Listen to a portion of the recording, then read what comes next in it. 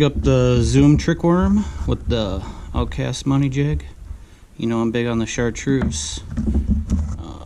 Found my scissors. They're big enough. I like to just cut a little off, get a little more surface space. Thread it on.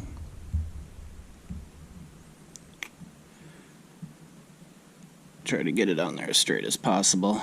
You know how it goes. Sometimes we can get it perfect, sometimes we can't.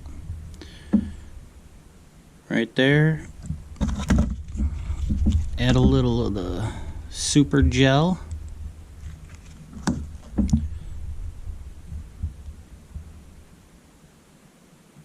Push it on there. Like I said, not the best job, but man, we're ready for some action now. Hey everyone, welcome to Northern Strain Lifestyle. Today we're going to be talking about the Zoom trick worm and the Outcast money jig. Great combo. Great grass lake bait. The Zoom trick worm, man, great worm.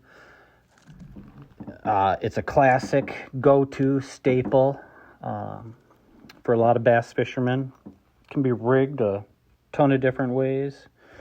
I personally only use it on the money jig, and I like ripping it through the grass. I like popping it like there. You just kind of rip it out of the grass, let it sink back down, blam.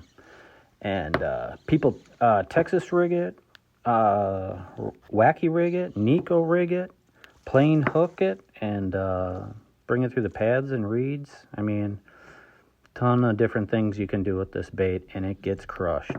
It's I want to say it's awesomely simple bait, you know.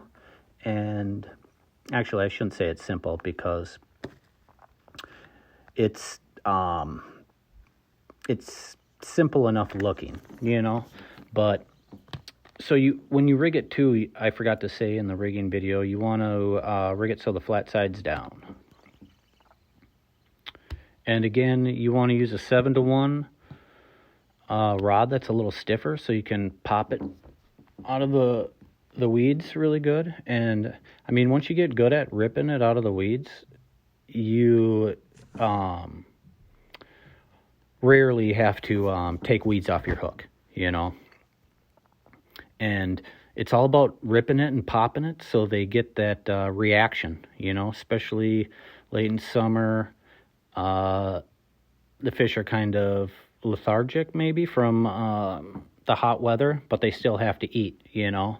So you have to spark that interest. And sometimes the big worm always isn't going to get bit. So you want to maybe downgrade your worm a little bit and try a smaller version, skinnier version.